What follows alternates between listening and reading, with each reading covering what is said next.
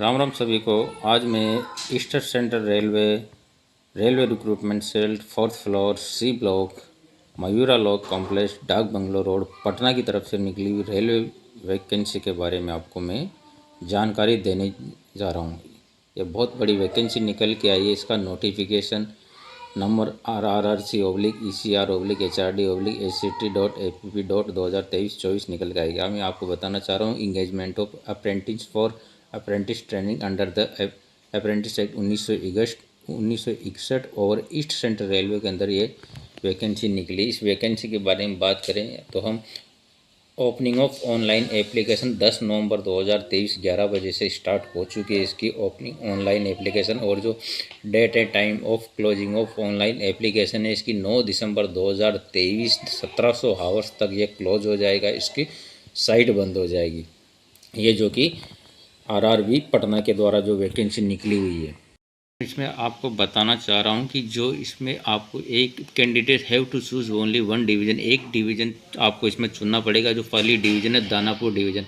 Danapur division के अंदर सारे ट्रेड वाइज पूरे कम्युनिकल ब्रेकअप, मतलब UR OBC SC ST EWS सारे वैकेंसी इसके अंदर है। आपको इसमें से एक डिवीज़न चुनना पड़ेगा। पहली डिवीज़न दानापुर डिवीज़न है, उसके बाद दूसरी धनबाद डिवीज़न है, पूरे बिहार के है। बिहार में पटना से निकला है दानापुर बिहार में। उसके बाद धनबाद डिवीज़न के पूरे ट्रेड वाइज कितनी वैकेंसी सारे सब कुछ इसके अंदर बहुत अच्छी तादाद में वैकेंसी निकल के आई। उसके बाद मैं बताता हूँ पंडित दीनदयाल उपाध्याय डिवीज़न में भी ये तीसरा इसका ये डिवीज़न है। चौथा डिवीज़न सोनपुर डिवीज़न है।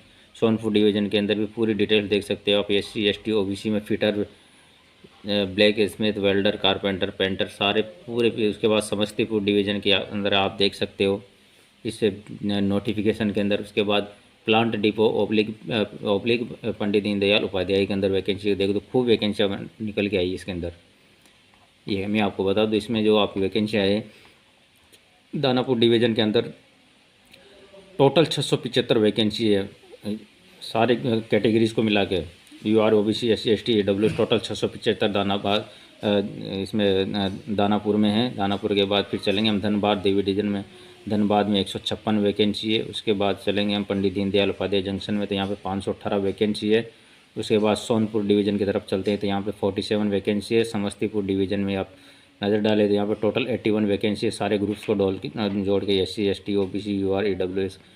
और पंडित दीनदयाल उपाध्याय जंक्शन की तरफ चलते हैं हम तो यहाँ पे इसमें 135 वैकेंसी है। वहीं कैरिज रिपेयर वर्कशॉप पब्लिक हर नोट की तरफ चलते हैं 110 वैकेंसी रखी गई। मैकेनिकल वर्कशॉप पब्लिक समस्तीपुर की तरफ चलते हैं तो यहाँ पे 110 वैकेंसी है। अब मैं आपको बताना चाह रहा हूँ कि इसमें जो हमारे भूतपूर्व सैनिक है जो इसमें अप्लाई कर रहे हैं, इसमें देखिए मैं आपको बताता हूँ reservation to the extent of 3% for ex serviceman their children and children of armed forces person. इसमें मतलब 3% भूतपूर्व सैनिक और उनके बच्चों के लिए इसमें कोटा रिजर्व किया गया है। Slots for PWBD and ex serviceman are not separate but included in the total number of slots. इसका मतलब समझे ना कि slots of PWD and ex serviceman are not separate. इसमें एक्स सर्विसमैन और PWD के लिए सेपरेट नहीं किया गया है, लेकिन इसको क्या बताया गया है, but include in the total number of slot. Total number of slots में इसका इसी के अंदर वैकेंसी को इंक्लूड किया गया है। एक्स सर्विसमैन का मतलब समझ गए आप। जैसे कोई एक्स सर्विसमैन SC का है, ST का है, OBC का है, जनरल का है, तो उसी के अंदर 3% इसमें वैकेंसी इसके लिए रखी गई है। मतलब इसको अलग से नहीं ये दिया गया। जैसे 110 वैकेंसी है तो इसका 3% एक्स सर्विसमैन के लिए वैकेंसी को रखा गया है। अगर इसमें हम एज लिमिट की बात करें तो एज लिमिट के अंदर आपको मैं बताना चाह रहा हूँ कि the upper age limit is relaxable for following specified categories to the extent indicated. 5 years for candidate belong to SC ST के लिए 5 साल की छूट है। 3 years for candidate belong to OBC community के लिए 3 साल की है। For person with benchmark disabilities PWD 10 years for UR 13 years for OBC and 15 years for SC ST candidates के लिए। मतलब जो कि विद बेंचमार्क डिसेबिलिटी वाले बंदे उनको 2 साल है, UR के लिए 13 साल है, OBC के लिए 15 साल, 13 ईयर फॉर OBC के लिए 13 साल है और 15 साल SC ST कैंडिडेट के लिए। मैं एक और आपको इंटरेस्टिंग चीज़ बताना चाह रहा हूँ भूतपूर्व सैनिकों के लिए। जो भूतपूर्व सैनिकों के लिए इसमें है relaxation for ex serviceman in the age will be total military service plus 3 years subject to completion of at least 6 months regular attended service. Relaxation जिसमें दिया गया section age will be total military service plus 3 years subject to completion of the last 6 month regular attested service होने चाहिए। अब इसके अलावा अगर हम आगे बात करें तो मैं आपको एक और इंटरेस्टिंग चीज़ बताना चाह रहा हूँ। एक्स सर्विसमैन के लिए इसमें लिखा है ex serviceman candidate selected under the reservation provided for them is to be pallet in the approved category. समझ गए आप, वही बात पहले बता चुका हूँ, आपको ही बता रहे कि जो भी हमारा एक सर्विसमैन भूतपूर्व सैनिक इसके अंदर जो भी मतलब चुना जाएगा उसको UR SC ST OBC उसी कैटेगरी के अंदर 3% उसमें उसका कोटा रखा है। The children and children of armed forces person will be engage for apprentice as per preference and order mentioned below. इसमें देखिए आपको जो भूतपूर्व सैनिक और आर्मड फोर्सेस के बच्चे हैं उनके लिए बताना चिल्ड्रन फॉर डिकीज्ड ऑब्लिक डिसेबल्ड, मतलब जो भी हताहत हो जाते हैं इसमें डिसेबल्ड हो जाते हैं एक serviceman including those killed oblique disabled during the peace time. Peace के टाइम समय में जो भी अपने जवान जो डिसेबल्ड और वो हो जाते हैं उनके लिए भी इसमें ये एक्स सर्विसमैन के इसमें रिलेक्शन जाएगी। उसके बाद बात करें चिल्ड्रन ऑफ एक्स सर्विसमैन के लिए लागू है, चिल्ड्रन ऑफ सर्विंग जवान्स के लिए लागू है, चिल्ड्रन ऑफ सर्विंग ऑफिसर्स के बच्चों के लिए लागू है, एक्स सर्विसमैन के लिए ये लागू। बात करें एजुकेशन क्वालिफिकेशन की तो education qualification the candidate must have pass matric 10th pass होना चाहिए और या फिर उसके समकक्ष या देख फिर उसके क्लास एग्जाम और its equivalent under 10+2 examination system के आधार पर, मतलब 10-12 के पैटर्न के with minimum 50% mark in aggregated, मतलब 50% मार्कों के साथ वो पास होना चाहिए फ्रॉम रिकॉग्नाइज्ड बोर्ड हो गया किसी पे मान्यता प्राप्त बोर्ड से होना चाहिए।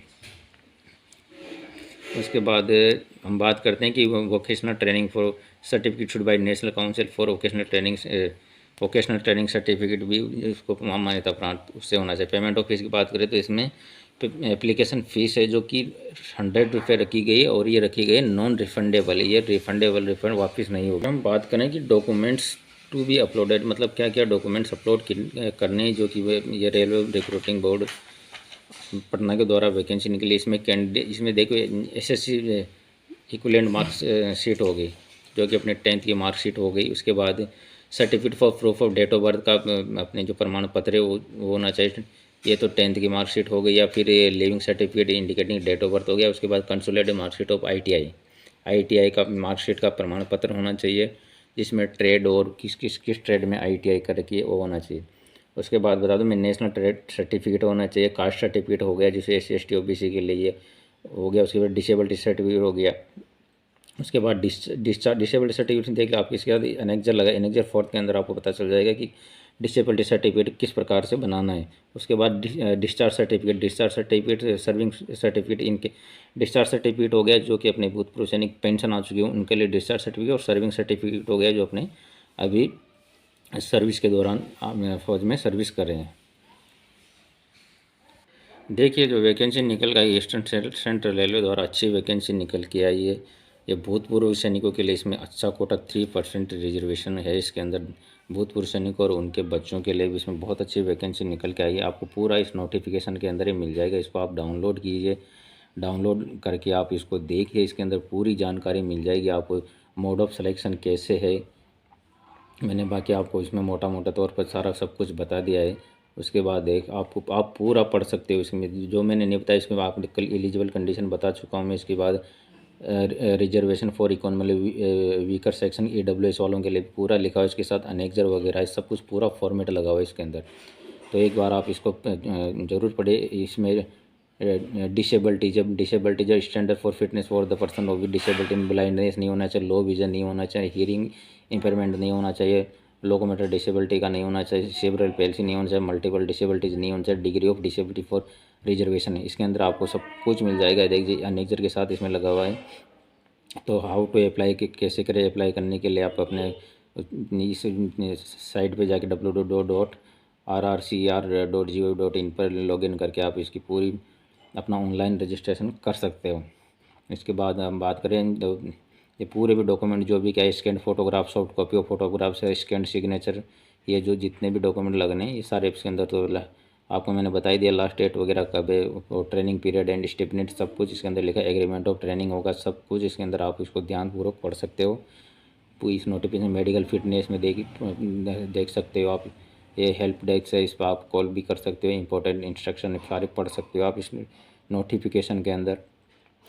तो इस वैकेंसी बहुत अच्छी वैकेंसी निकल के आई पटना के द्वारा, रेलवे रिक्रूटिंग बोर्ड पटना के द्वारा, जिस उसके डिवीज़न है उस सारे डिवीज़न वगैरह मैंने आपको बता दिए।